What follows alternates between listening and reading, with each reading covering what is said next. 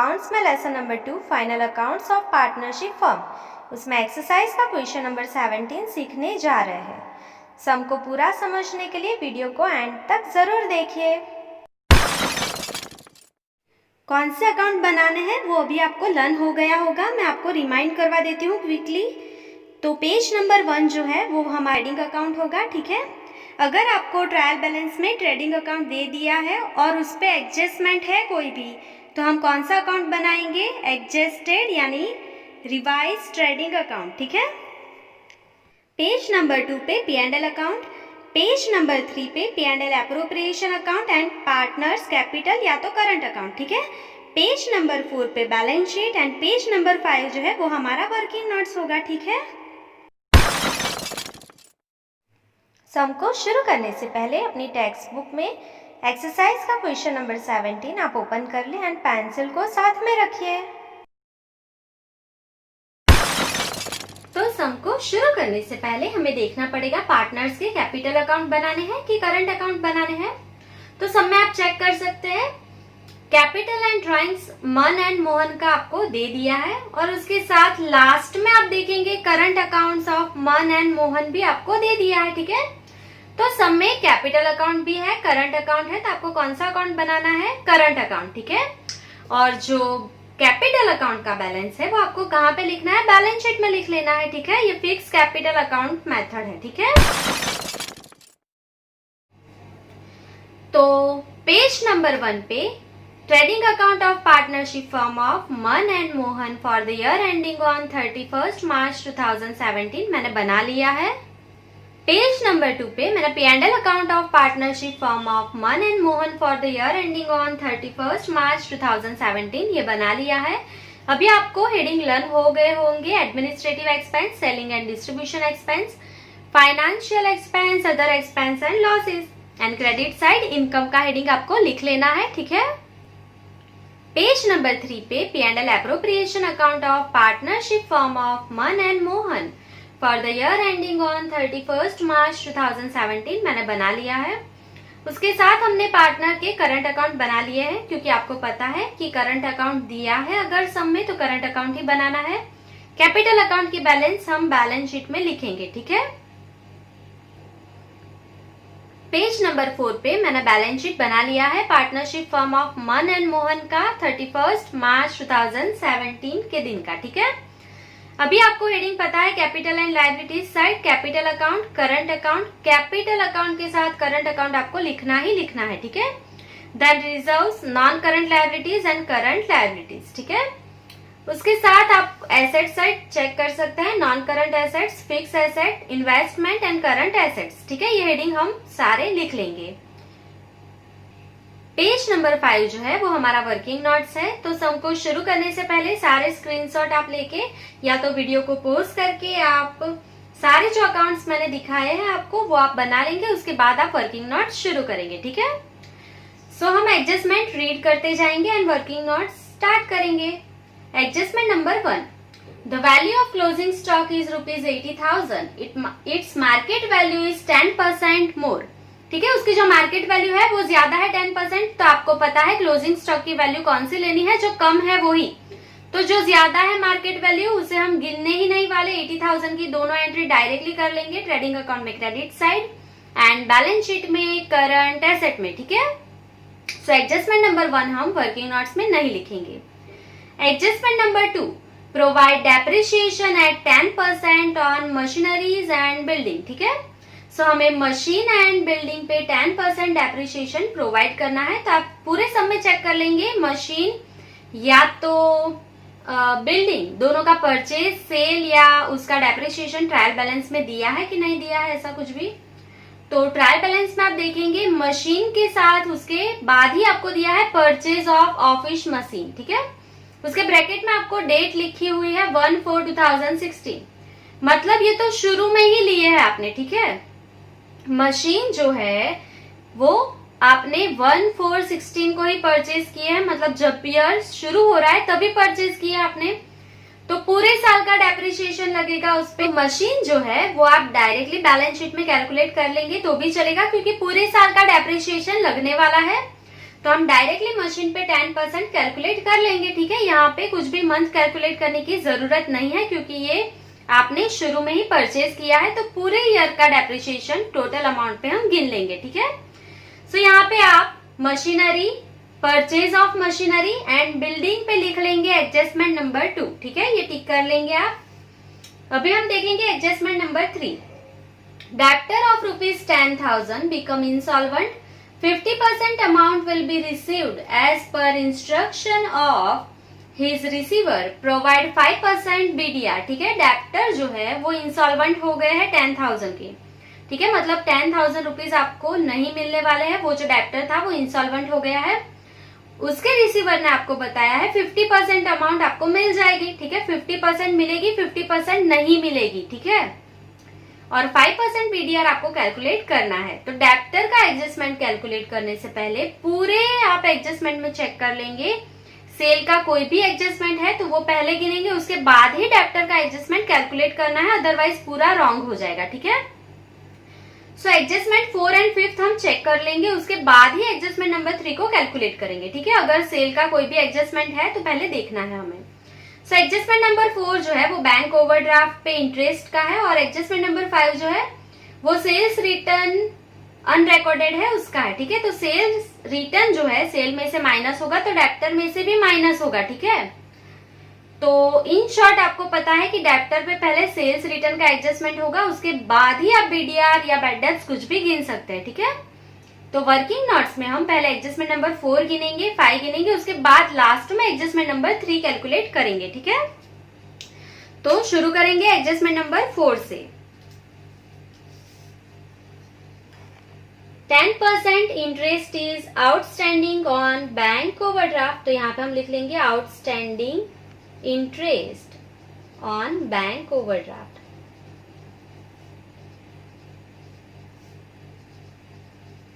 सो अगर bank interest outstanding है तो आपको दोनों एंट्री उसकी पता है क्या करना है आपको।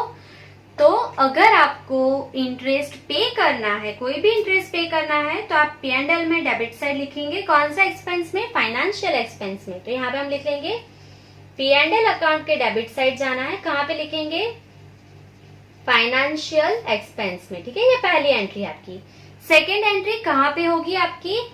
तो बैंक ओवरड्राफ्ट पे इंटरेस्ट पे करना है, तो एसेट है कि लायबिलिटी है आपके लिए? तो ऑब्वियसली पे करना है, तो लायबिलिटी है आपके लिए। तो कहाँ पे लिखेंगे? बैलेंस शीट में करंट लायबिलिटीज में लिख लेंगे। ठीक है, और अमाउंट कितनी है? 10%। ठीक है, तो पूरे समय बैंक ओवरड्राफ्ट की अमाउंट आप चेक करेंगे कितनी है? 3,000। ठीक है, तो 3,000 का 10% पे करना है इंटरेस्ट, मतलब 300 रुपीज। ठीक है, सो बैंक ओवरड्राफ्ट पे आप लिख लेंगे एडजस्टमेंट नंबर 4। क्लियर? चलो अभी हम कैलकुलेट करेंगे adjustment number 5। Goods of ₹2,000 is missed out to record in sales return book. ठीक है, उसको क्या बोलते हैं हम? Unrecorded sales return.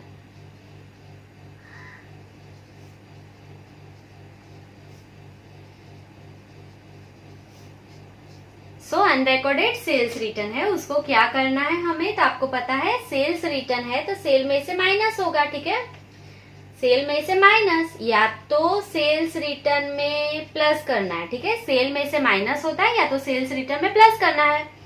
सेल में से अनरिकॉर्डेड सेल्स रिटर्न माइनस होता है, तो डेब्टर में से भी क्या होगा? माइनस होगा, तो डेब्टर में से भी माइनस। ठीक है, कितने का है? अमाउंट उसकी है 2,000 रुपीज। ठीक है, चलो तो अभी आपको यहाँ पे सेल एंड डेब्टर दोनों पे नंबर लिख लेना है 5, एडजस्टमेंट नंबर 5। ठीक है, मैं रिपीट कर रही हूँ, सेल्स एंड डेब्टर्स पे आपको एडजस्टमेंट नंबर 5 लिख लेना है। ठीक है, चलो अभी क्या करना है आगे? तो अभी हम एडजस्टमेंट नंबर 3 कैलकुलेट करेंगे। आप पहले भी कर सकते हैं एडजस्टमेंट नंबर 3, कोई इश्यू नहीं है। सिर्फ आपको ये लर्न रखना है कि डेब्टर में से सेल्स रिटर्न माइनस होगा, उसके बाद ही बैड डेब्ट शुरू होगा। ठीक है, चलो तो एडजस्टमेंट नंबर 3 जो है यहाँ पे हमें बैड डेब्ट्स रिजर्व की अमाउंट फाइंड करनी है। ठीक है, बैड डेब्ट्स रिजर्व ये आपने 11th में भी सीखा था। अगर आप भूल गए हैं तो मैं वापस से आपको एक बार एक्सप्लेन करती हूँ अच्छे से। आपको यहाँ से लर्न रखना है, ये भूलना नहीं है। ठीक है, और इसको रेड पेन से आप स्टार कर देंगे। तो बोर्ड एग्जाम में कभी भी आप अपनी नोट को चेक करेंगे तो आप रेड स्टार को देख के ही जाएंगे ये एडजस्टमेंट को, ठीक है। चलो अभी सबसे पहले कहाँ से शुरू करना है आपको, डेप्टर्स से, ठीक है। सो डेप्टर्स या तो कस्टमर आपको दे दिए होंगे, आप ट्रायल बैलेंस में चेक कर सकते हैं। तो हमें कस्टमर दिए हैं, कस्टमर मतलब डेप्टर्स, तो हम लिख लेंगे कस्टमर्स। डेबिट साइड आपको बैलेंस चेक करना है, कितने हैं 25,000, ठीक है। 25,000 आपके डेप्टर्स है। सबसे पहले सेल के जितने भी एडजस्टमेंट है वो करना है, उसके बाद ही बैड डेब्ट्स कैलकुलेट करना है, ठीक है। तो सेल में से माइनस हुआ तो डेप्टर में से भी माइनस करना है आपको, तो माइनस अनरिकॉर्डेड सेल्स रिटर्न, ठीक है। सो ये पहले माइनस करेंगे, अमाउंट कितनी है उसकी 2000, ठीक है। ये पहले माइनस कर लेना है। सो अभी कितने कस्टमर है आपके 23,000, ठीक है। अभी आपको कस्टमर के पास से कितनी अमाउंट लेनी है 23,000 लेना है, ठीक है। अभी एडजस्टमेंट नंबर 3 शुरू कर सकते हैं हम, अभी कोई एडजस्टमेंट सेल का नहीं है, ठीक है। सो डेप्टर ऑफ ₹10,000 बिकम इंसॉल्वेंट, ठीक है। अभी 23,000 आपको कस्टमर के पास पैसा लेना है, मतलब डेप्टर के पास, उसमें से 10,000 इंसॉल्वेंट हो गए, ठीक है। तो यहां से माइनस करेंगे, माइनस इंसॉल्वेंट। टोटल जो है 10,000 का डेप्टर था वो आपका इंसॉल्वेंट हो गया है, तो उतने पैसे अभी नहीं मिलेंगे आपको। तो यहां से अभी कितनी अमाउंट रह जाएगी 13,000, ठीक है। ये जो डेप्टर है, डेप्टर ऑफ ₹10,000, ये इंसॉल्वेंट हो गया। उसके रिसीवर ने आपको क्या बोला है कि 50% अमाउंट मिल जाएगी, 50% नहीं मिलेगी। तो 10,000 का 50% क्या होता है 5,000, तो 5,000 आपको मिल जाएंगे, पर 5,000 आपको नहीं मिले। ये जो आपको 5,000 नहीं मिले उसे क्या बोलते हैं हम लोग, बैड डेब्ट्स, ठीक है। ये बैड डेब्ट्स है आपकी एडजस्टमेंट की, ठीक है। ये समझने के लिए है। सो आपके जो डेप्टर इंसॉल्वेंट हो गए वो 10,000 रुपीज के थे, 5,000 मिल जाएंगे। जो नहीं मिले 50% वो आपकी बैड डेब्ट्स है एडजस्टमेंट की, ठीक है। यहां से हमने सारी अमाउंट माइनस कर दी 10,000, क्योंकि अभी आपके कस्टमर तो सिर्फ कितने के रह जाएंगे 13,000 के, ठीक है। मैं वापस एक्सप्लेन कर रही हूँ, 23,000 आपको कस्टमर के पास लेने थे, 10,000 का जो डेप्टर्स था वो इंसॉल्वेंट हो गया। अभी कस्टमर कितने हैं जिसके पास आपको पैसे लेने हैं, तो कस्टमर के पास अभी आपको 13,000 ही लेने हैं, ठीक है।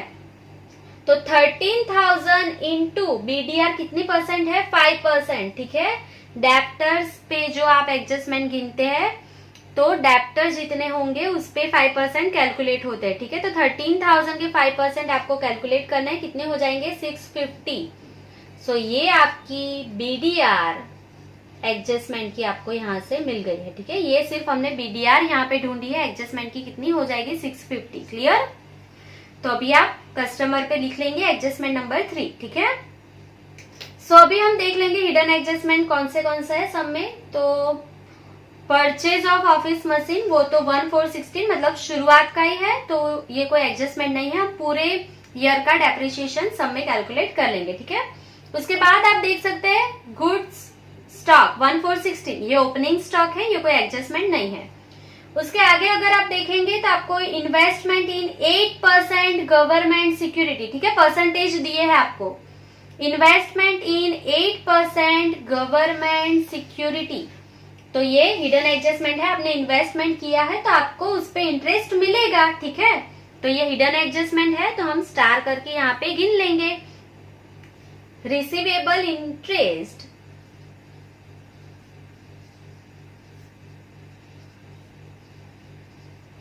on 8% government security investment, ठीक है। Receivable interest on 8% government security investment, उस पे आपको इंटरेस्ट मिलने वाला है, ठीक है। तो आपको क्या करना है अभी, तो अमाउंट आप देखेंगे कितनी है, आपने कितना इन्वेस्टमेंट किया है, तो 30,000। तो यहाँ पे हम लिख लेंगे 30,000 इंटू 8%, आपको 8% मिलेगा इंटरेस्ट, ठीक है। तो 30,000 का 8% कितना होता है 2400 रुपीज, ठीक है। 2400 रुपीज आपको पैसे मिलने वाले हैं। पैसे मिलने वाले हैं तो P&L अकाउंट में इनकम है ना, पैसे मिलेगी तो इनकम है, तो क्रेडिट साइड लिखेंगे। इनकम की कौन सी साइड होती है? क्रेडिट साइड, ठीक है। तो क्रेडिट साइड इनकम का जो हेडिंग है हमारा उसमें हम लिख लेंगे, ठीक है। और ये पैसे मिलने वाले हैं तो एसेट है कि लायबिलिटी है? तो ऑब्वियसली पैसे मिलने वाले हैं तो हमारे लिए क्या है? एसेट है। तो कहाँ पे लिखेंगे? तो बैलेंस शीट में करंट असेट में लिख लेंगे ये, ठीक है। चलो, और कोई चीज ऐसी आपको दिख रही है जिसके ब्रैकेट में या परसेंटेज कुछ भी लिखा हो? तो कुछ भी नहीं है ऐसा। लास्ट बार हम एक और चीज चेक कर लेंगे। किसी भी पार्टनर की लोन दी हुई है सम में, तो आप देख सकते हैं आपको सम में ट्रायल बैलेंस में दिया हुआ है लोन ऑफ मंथ, ठीक है। अगर पार्टनर की लोन दी है, एडजस्टमेंट में कुछ भी परसेंटेज नहीं बोला है, तो ये आपको पता है ये हिडन एडजस्टमेंट है। आपको कंपलसरी पार्टनर को 6% इंटरेस्ट देना ही देना है लोन पे, नहीं बोला है तो भी, ठीक है। तो ये भी हिडन एडजस्टमेंट है, यहीं पे हमें कैलकुलेट करना है। ये आप भूल मत जाना, आपको सारी चीजें चेक करनी है, उसके बाद ही सम को शुरू करना है, ठीक है। तो यहाँ पे हम लिख लेंगे interest on loan of month, ठीक है। मंथ की जो लोन है उस पे आपको इंटरेस्ट पे करना है 6%। क्लियर? नहीं बोला है तो 6% पे करेंगे। सो आप देख लेंगे अमाउंट कितनी है, आपने कितनी लोन ली है मंथ के पास से? 10,000। सो देयरफॉर 10,000 इंटू 6%, डेट नहीं दी है तो पूरे साल का इंटरेस्ट आप कैलकुलेट कर लेंगे तो कितना आ जाएगा? 600 रुपीज, ठीक है। आपको मंथ को लोन पे इंटरेस्ट कितना देना है? 600।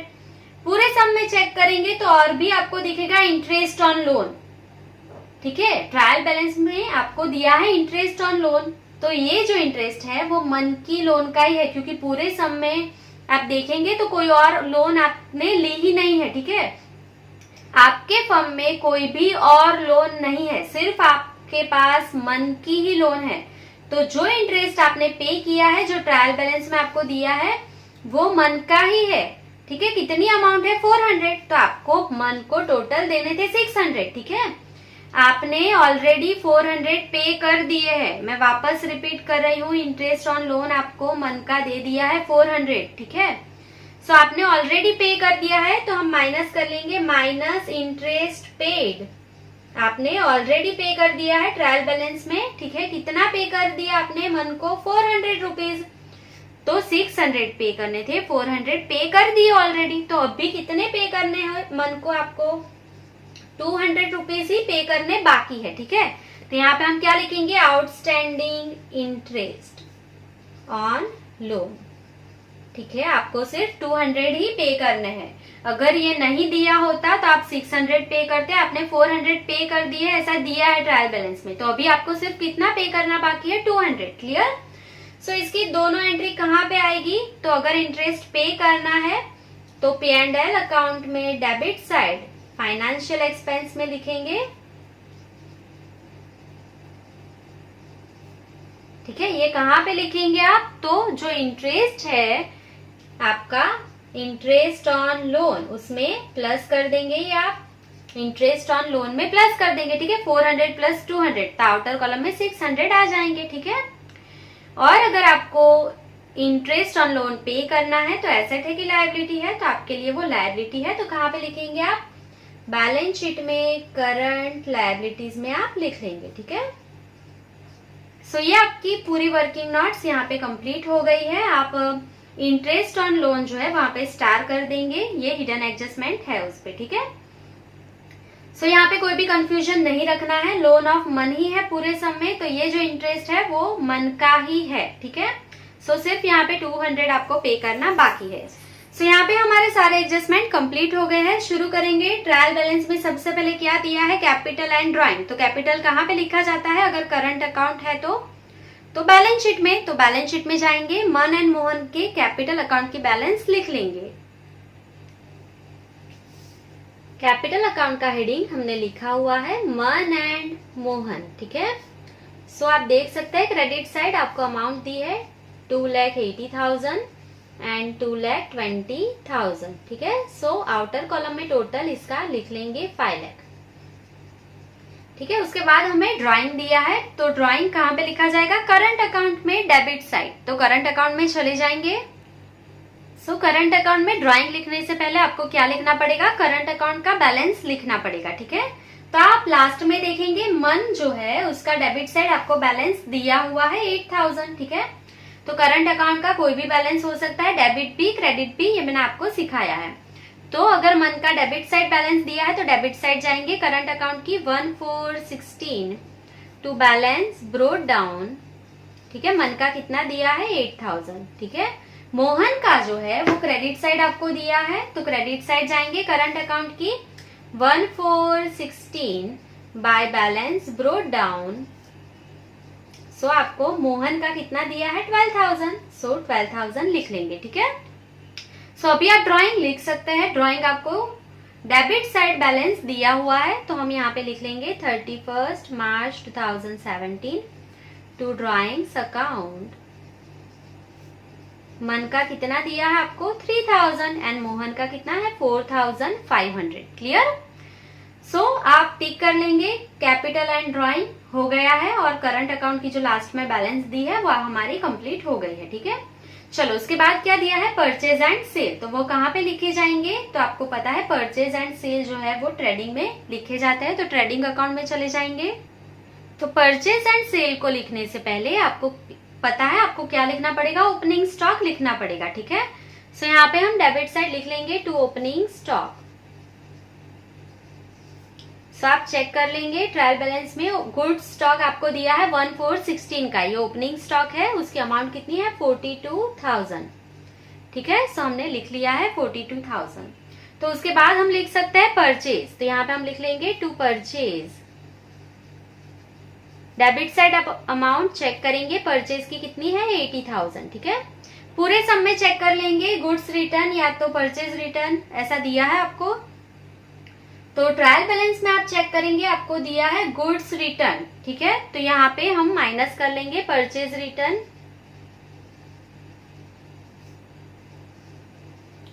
सो परचेज की डेबिट बैलेंस होती है, तो परचेज रिटर्न की कौन सी बैलेंस होती है, क्रेडिट बैलेंस। तो क्रेडिट साइड गुड्स रिटर्न आपको दिया है 14,000, सो 80,000 माइनस 14,000, तो क्या आएगी अमाउंट आपकी आउटर कॉलम में 66,000, क्लियर। तो अभी हम सेल को भी लिख लेंगे, credit side by sales.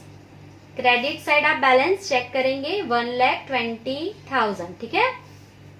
Minus क्या करेंगे सेल्स रिटर्न, तो सेल की क्रेडिट बैलेंस है तो सेल्स रिटर्न की कौन सी होगी डेबिट, तो गुड्स रिटर्न आप देखेंगे डेबिट साइड कितना दिया है आपको 16,000। ये हम सेकेंड इनर कॉलम में लिख रहे हैं, क्यों, क्योंकि उस पे एडजस्टमेंट है, ठीक है। कौन से नंबर का है, एडजस्टमेंट नंबर 5।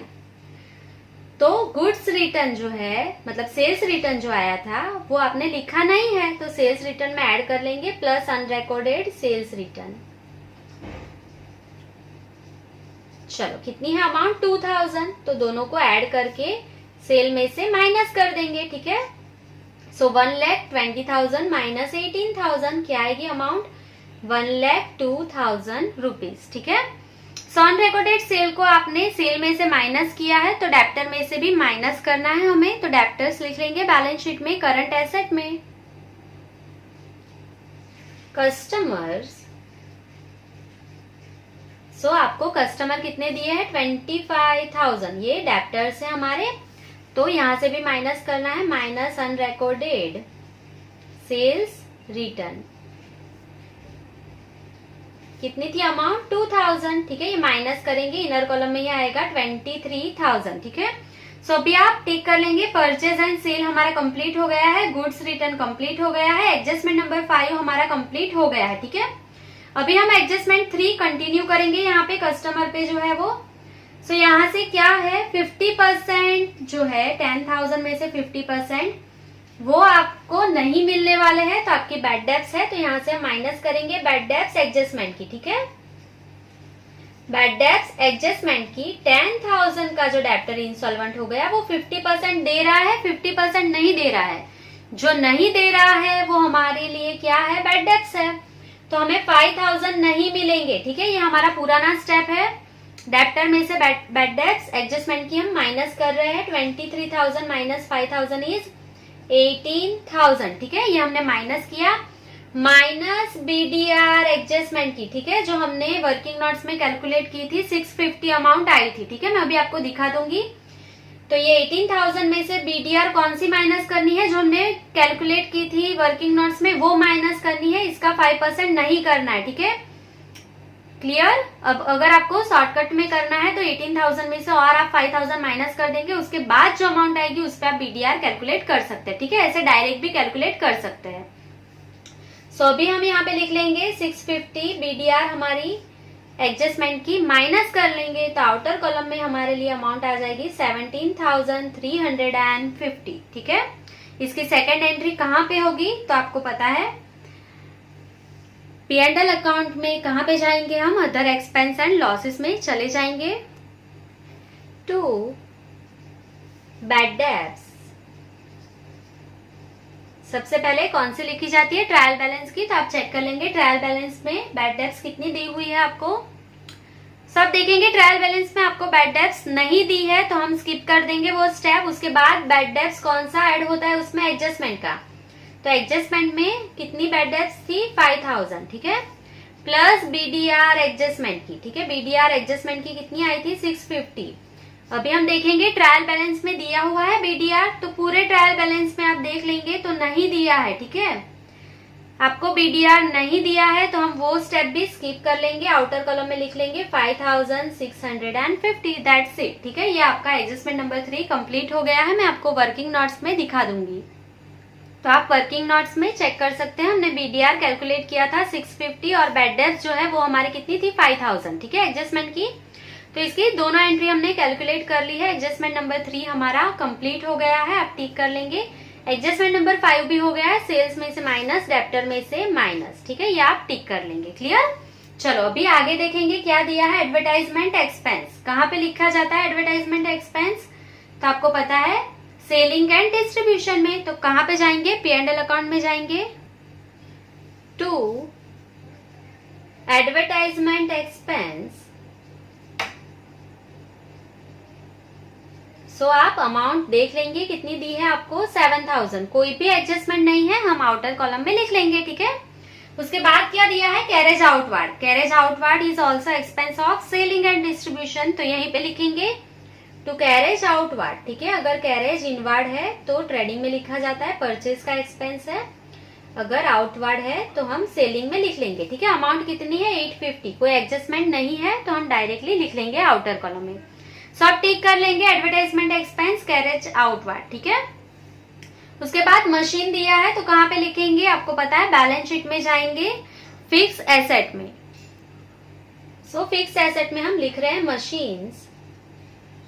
सो उसकी कितनी अमाउंट है, 1,50,000। ठीक है, आपने जो परचेज किया है वो यहीं पे ऐड करेंगे, प्लस परचेज कितनी अमाउंट, 40,000 ऐड कर लेंगे, तो टोटल कितना है, 1,90,000। ठीक है, ये जो परचेज है वो 1,416 को ही है, मतलब ईयर जब शुरू हुआ तभी किया है। ठीक है, तो ये जो अमाउंट आई है उस पर डायरेक्टली डेप्रिसिएशन हम कैलकुलेट कर सकते हैं। ठीक है, तो यहाँ पे माइनस कर लेंगे, माइनस डेप्रिसिएशन कितने परसेंट है, सो आप देखेंगे एडजस्टमेंट नंबर 2 है, उस पर डेप्रिसिएशन 10% कैलकुलेट करना है। ठीक है, सो 1,90,000 का 10% कितना हो जाएगा, 19,000। ठीक है, तो माइनस कर लेंगे, आउटर कॉलम में क्या आ जाएगा, 1,71,000। ठीक है, इसके साथ ही हम बिल्डिंग पे भी डेप्रिसिएशन कैलकुलेट कर लेंगे, दोनों की एंट्री P&L में साथ में ही करेंगे। ठीक है, तो यहाँ पे मैं लिख रही हूँ बिल्डिंग कितनी है अमाउंट, 2,50,000 माइनस डेप्रिसिएशन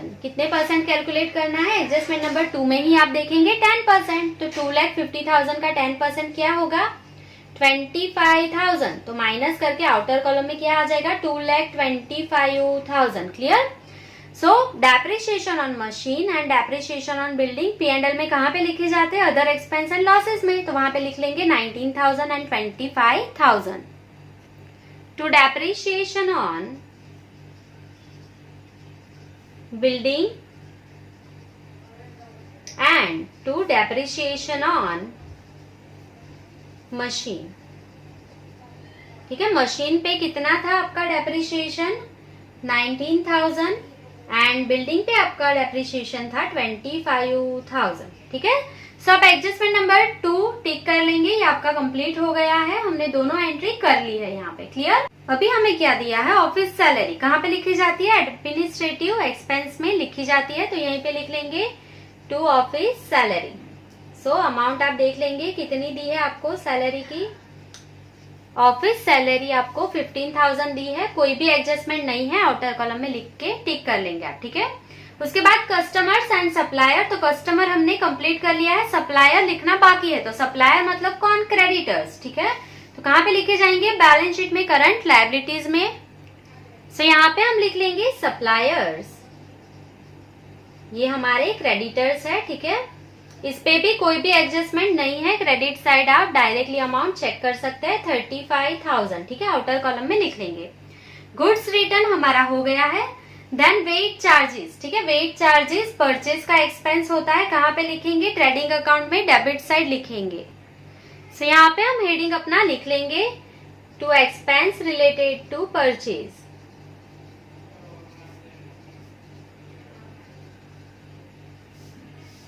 चलो सबसे पहले कौन सा एक्सपेंस दिया है आपको, वेट चार्जेस, ठीक है, तो यहाँ पे हम लिख लेंगे वेट चार्जेस। सो अमाउंट कितनी है आप चेक कर सकते हैं 450, सो आउटर कॉलम में लिख लेंगे, कोई भी एडजस्टमेंट नहीं है, ठीक है। उसके बाद हमें दिया है लोन ऑफ मन, ठीक है, मन की लोन जो है वो हमारे लिए लायबिलिटीज है, लॉन्ग टर्म लायबिलिटीज है, तो कहाँ पे लिखेंगे, नॉन करंट लायबिलिटीज में लिखी जाएगी, ठीक है। तो बैलेंस शीट में चले जाएंगे, तो नॉन करंट लायबिलिटीज में लिख लेंगे लोन ऑफ मन, ठीक है। आपने कितनी अमाउंट की लोन ली है, 10,000 की, इस पे हिडन एडजस्टमेंट था, सो हम वर्किंग नोट्स में उसकी अमाउंट चेक कर लेंगे। सो यहाँ पे आप देख सकते हैं इंटरेस्ट ऑन लोन ऑफ मन, हमने यहाँ पे कैलकुलेट किया है। इंटरेस्ट आपको दिया है 400, आपको 200 ऐड करना है, आउटर कॉलम में 600 चला जाएगा, ठीक है, P&L में। और बैलेंस शीट में जो आउटस्टैंडिंग इंटरेस्ट है कितना है, सिर्फ 200, वो बैलेंस शीट में लिख लेंगे, ठीक है। तो पहले P&L में एंट्री कर लेंगे फाइनेंशियल एक्सपेंस में। तो ट्रायल बैलेंस में आपको दिया है 2 इंटरेस्ट ऑन लोन, ठीक है, इंटरेस्ट ऑन लोन, ये कितनी अमाउंट आपको दी है ट्रायल बैलेंस में आप देखेंगे तो 400 आपको दिया है, ठीक है, प्लस आउटस्टैंडिंग 200 आपको पे करना बाकी है, टोटल कितना देना है उसको 600, ठीक है, 400 पे कर दिया है। ये जो आउटस्टैंडिंग है वो हमारे लिए लायबिलिटी है, हमें पे करना है 200, तो बैलेंस शीट में लिख लेंगे करंट लायबिलिटीज में outstanding interest on loan of मन, ठीक है। आपको मन को कितनी अमाउंट पे करनी है, 200, क्लियर। चलो तो ये आपका हिडन एडजस्टमेंट कंप्लीट हो गया है, loan of Man and interest on loan जो है वो आप टिक कर लेंगे, ये हमारा हो गया, ठीक है। इसके बाद दिया है कैरेज इनवार्ड, तो ये किसका एक्सपेंस है, परचेज का, तो कहाँ पे लिखेंगे, ट्रेडिंग अकाउंट में डेबिट साइड लिख लेंगे।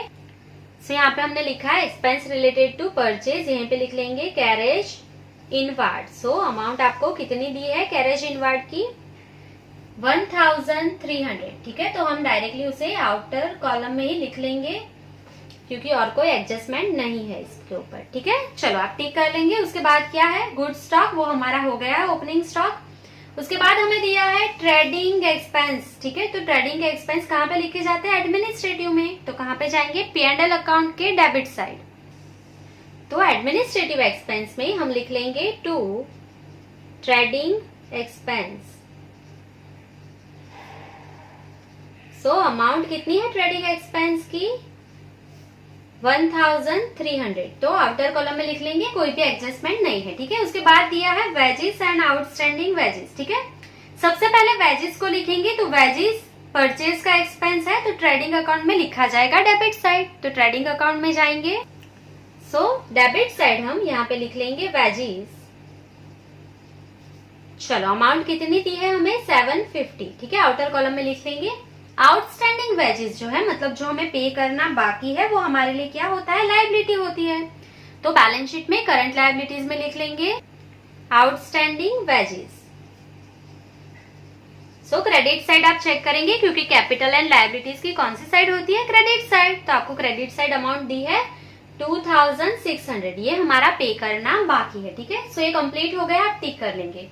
उसके बाद है कमीशन पेड इन एडवांस, ठीक है, आपने एडवांस में पे कर लिया है कमीशन, तो आपके लिए एसेट है कि लायबिलिटी है? तो ऑब्वियसली आपने पहले से पे कर दिया है तो आपके लिए एसेट है, तो यहाँ पे लिखेंगे करंट एसेट में, ठीक है, क्या लिखेंगे?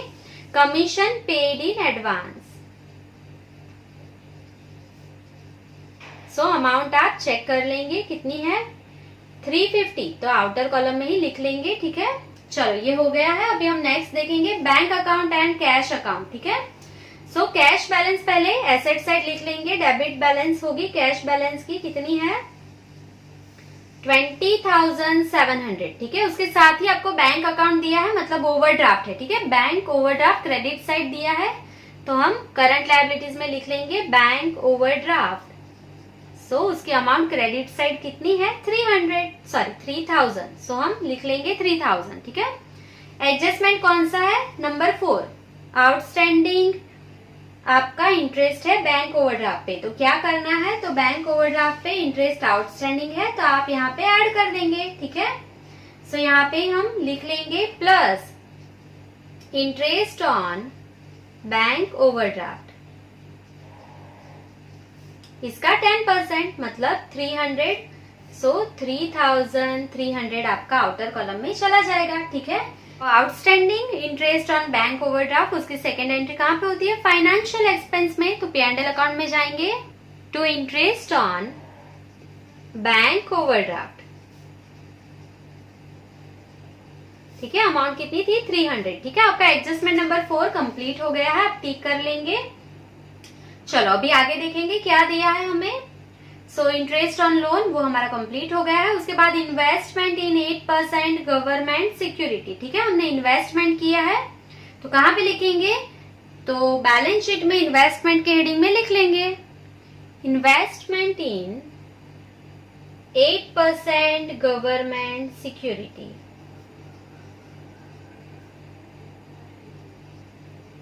सो अमाउंट कितनी है? 30,000। इस पे हिडन एडजस्टमेंट था, तो हमने वर्किंग नोट्स में कैलकुलेट किया है, वहां से हम अमाउंट चेक कर लेंगे पहले।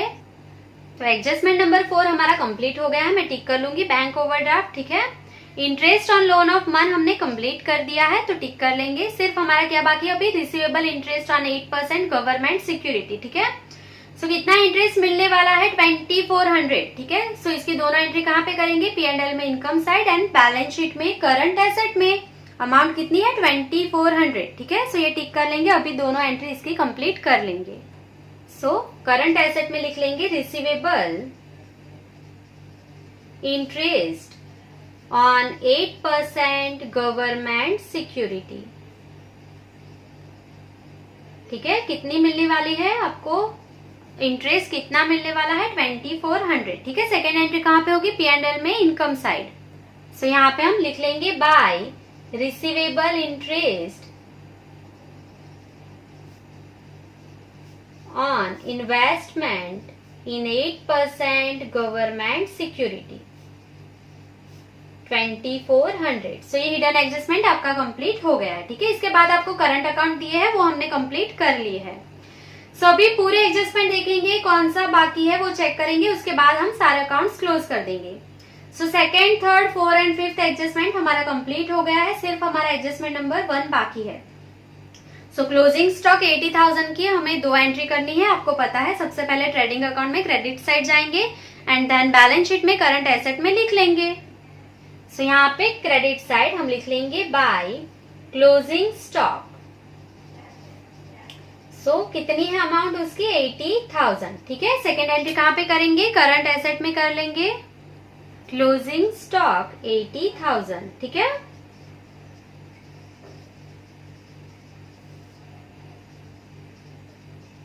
चलो तो अभी आपके सारे एडजस्टमेंट कंप्लीट हो गए हैं, हिडन एडजस्टमेंट भी कंप्लीट हो गए हैं सारे यहाँ पे। सो हम सबसे पहले ट्रेडिंग अकाउंट को क्लोज कर लेंगे। सो यहाँ पे आप देख सकते हैं क्रेडिट साइड की अमाउंट जो है वो ज्यादा है। अगर आपको नहीं समझ में आता है तो आप दोनों साइड का टोटल यहाँ पे ऊपर करके पेंसिल से लिख लेंगे, ठीक है। सो यहाँ पे आप देख सकते हैं कि क्रेडिट साइड का ही ज्यादा है, तो मैं यहाँ पे लिख लूंगी क्रेडिट साइड का जो टोटल है 1,02,000 प्लस 80,000, तो क्रेडिट साइड टोटल कितना आ जाएगा? 1,82,000, ठीक है। सो ये टोटल मैं दोनों साइड लिख लूंगी 1,82,000, ठीक है। उसमें से डेबिट साइड का जो भी टोटल है वो माइनस कर लेंगे। सो 1,82,000 माइनस 42,000 माइनस 66,000 माइनस 450, 1,300 एंड 750। सो आपको अमाउंट कितनी मिल रही है यहाँ पे 71,500। ठीक है, सो यहाँ पे हम लिख लेंगे 71,500।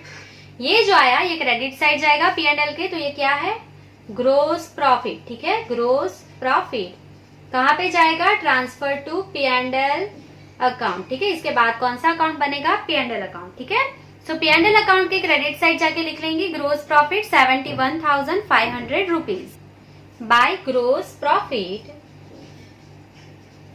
Transfer from P&L account. ठीक है, कितनी थी अमाउंट 71,500। ठीक है, सो यहाँ पे हमें नहीं पता है कि कौन सा टोटल ज्यादा है, सो दोनों साइड का हम कर लेंगे। सो 75,000 प्लस 2,400 क्या आएगा, पेंसिल से ऊपर लिख लेंगे 73,900। ठीक है, अभी हम डेबिट साइड का टोटल भी चेक कर लेंगे। 15,000, 1,300, 7,000, 850, 600, 300, 5,650, 25,000, 19,000। सो आप डेबिट साइड का टोटल चेक कर सकते हैं कितना आया है 74,700। तो दोनों में से कौन सा ज्यादा है, ऑब्वियसली डेबिट साइड का ज्यादा है। ठीक है, सो डेबिट साइड का टोटल दोनों साइड लिख लेंगे 74,700 रुपीज, 74,700। उसमें से क्रेडिट साइड का जो टोटल हमने किया है वो हम माइनस कर लेंगे। सो अमाउंट क्या आ जाएगी हमारी 800। ठीक है, ये जो 800 आए हैं वो क्रेडिट साइड आए हैं, वो डेबिट साइड जाएंगे। ठीक है, ऑपोजिट साइड जाएंगे, तो ये लॉस है, तो यहाँ पे क्या लिखेंगे बाय नेट लॉस। ठीक है, ये लॉस आया है हमारा, कहाँ पे लेके जाएंगे, इसके बाद का अकाउंट कौन सा है P&L एप्रोप्रिएशन अकाउंट। ठीक है, ये कहाँ पे लेके जाएंगे transfer to P&L appropriation account. Clear, so P&L appropriation account के डेबिट साइड जाके 800 लिख लेंगे net loss to net loss transfer from, कहां से लेके आए हो आप ये P&L अकाउंट। ठीक है, P&L अकाउंट कितनी है अमाउंट 800 रुपीज। ठीक है, चलो अभी यहाँ पे और कोई भी अमाउंट नहीं है, सो टोटल 800 ही है इसका। सो 800 यहाँ पे आ जाएगा क्रेडिट साइड। ये जो है ये दोनों के बीच में डिस्ट्रीब्यूट होगा, मन एंड मोहन के बीच में। ये करंट अकाउंट में डेबिट साइड जाएगा, तो ये क्या है लॉस है, तो यहाँ पे लिख लेंगे बाय डिविजिबल लॉस। ठीक है, कहां पे जाएगा पार्टनर्स करंट अकाउंट। ठीक है, पार्टनर्स करंट अकाउंट। सो आपको इसके लिए क्या चेक करना पड़ेगा, रेशियो चेक करना पड़ेगा P&L का। तो पहली लाइन में ही आप पढ़ सकते हैं Man and Mohan are partners of a firm sharing profit and loss in the proportion of 1:1। ठीक है, इक्वल जो है वो शेयर है P&L का, तो 1:1 में हम इसे शेयर कर लेंगे। 800 डिवाइड बाय 2 कर लेंगे, सो दोनों के बीच में 400 लॉस डिस्ट्रीब्यूट होगा। ठीक है, सो ये ऑपोजिट साइड आ जाएगा करंट अकाउंट में 31 March 17 to divisible loss in bracket, कहां से लाए हो आप ये P&L एप्रोप्रिएशन अकाउंट से। ठीक है, दोनों पार्टनर को 400 का लॉस मिलने वाला है। ठीक है, सो अभी हम चेक करेंगे अमाउंट जो है। सबसे पहले मन जो है उसमें क्रेडिट साइड कुछ भी नहीं है, तो डेबिट साइड की ही अमाउंट है, टोटल कर लेंगे 8,000, 3,000 एंड 400। So total is 11,400। ठीक है, सो यहाँ पे तो कुछ भी है ही नहीं माइनस करने के लिए, सो यहाँ पे लिख लेंगे 11,400। ये आपको 31 मार्च 2017 बैलेंस मिल गई है बाय बैलेंस कैरी फॉरवर्ड। ठीक है, या तो क्रेडिट डाउन। सो ये आपको बैलेंस मिल गई है मन की 11,400। अभी आप देखेंगे मोहन जो है यहाँ पे 12,000 है, यहाँ पे 4,500 एंड 400। सो ये ज्यादा है क्रेडिट साइड, सो यहाँ पे हम लिख लेंगे क्रेडिट साइड का टोटल जो है मोहन का 12,000 है। ये करंट अकाउंट है, कोई भी साइड बैलेंस मतलब अमाउंट ज्यादा हो सकती है। सो 12,000 minus 4,500 minus 400। So debit side की अमाउंट माइनस करने से हमें कितनी अमाउंट मिली, क्लोजिंग बैलेंस 7,100। ठीक है, सो यहाँ पे हम लिख लेंगे 31 March 2017 to balance carry forward. ठीक है, ये आपको मोहन का भी मिल गया, ये मन का भी मिल गया। करंट अकाउंट है, कोई भी साइड बैलेंस आ सकता है। सो अभी आप देखेंगे ये जो मन का बैलेंस है क्रेडिट साइड, वो डेबिट साइड जाएगा बैलेंस शीट में। कहाँ पे जाएगा डेबिट साइड, तो डेबिट साइड किसकी होती है एसेट की, ये आपको पेंसिल से लिखना है, ठीक है। तो एसेट साइड आप लिखेंगे मन की अमाउंट करंट अकाउंट की 11,400। ये जो आपका डेबिट साइड आया है मोहन की बैलेंस, वो क्रेडिट साइड जाएगा बैलेंस शीट में, ठीक है। ऑपोजिट जाएगा क्रेडिट साइड। तो क्रेडिट साइड किसकी होती है बैलेंस शीट में? Liability side. तो यहाँ पे आप पेंसिल से लिख लेंगे, लायबिलिटी साइड आपको लिखना है 7,100, ठीक है। सो बैलेंस शीट में जाएंगे, एसेट साइड मन की अमाउंट लिख लेंगे करंट अकाउंट की 11,400 एंड मोहन की जो अमाउंट है वो लायबिलिटी साइड लिख लेंगे 7,100 रुपीज। सो यहाँ पे हमने हेडिंग लिखा हुआ है करंट अकाउंट। तो लायबिलिटी साइड सिर्फ किसकी अमाउंट आई थी? मोहन की, ठीक है। तो यहाँ पे सिर्फ मोहन की अमाउंट लिखेंगे 7,100, ठीक है। और एसेट साइड पे लास्ट में हम लिख लेंगे करंट अकाउंट, और सिर्फ हमें करंट अकाउंट की किसकी बैलेंस यहाँ पे मिली थी? मन की, ठीक है, 11,400। सो हमने लिख लिया है। अभी कैपिटल साइड जो है हम टोटल कर लेंगे 5,70,100, 10,000, 35,200, 2,600, 3,300। सो आपको टोटल मिल गया है 5,58,200, 5,58,200, ठीक है। सो एसेट साइड भी हम टोटल कर लेंगे 1,71,000, 2,25,000, 30,000, 17,350, 350, 20,700, 2,400, 80,000 एंड 11,400, ठीक है। सो ये आपको दोनों साइड का टोटल इक्वल मिल गया है 5,58,200 आ गया है। आपकी बैलेंस शीट इक्वल हो गई है, ठीक है। सो ये जो सम है वो आपका कंप्लीट हो गया है। आई होप कि आपको सारे एडजस्टमेंट की एंट्री समझ में आ गई होगी। अगर आपको स्टिल कोई भी डाउट है तो आप कमेंट सेक्शन में कमेंट कर सकते हैं। एंड अगर आपका कोई सजेशन है सम को लेके या कुछ भी वीडियो को लेके तो आप कमेंट सेक्शन में वो भी कमेंट कर सकते हैं, ठीक है। और ऐसे ही वीडियो देखते रहने के लिए मेरे चैनल को लाइक, शेयर एंड सब्सक्राइब जरूर कीजिए। Thank you.